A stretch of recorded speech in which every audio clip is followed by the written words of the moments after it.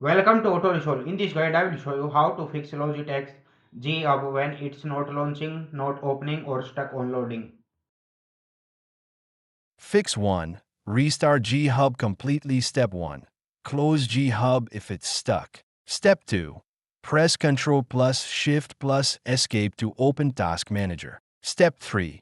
Find LGIB and LGIB updater processes. Step 4. Right-click each one in Task. Step 5. Reopen Logitech G Hub. Fix 2.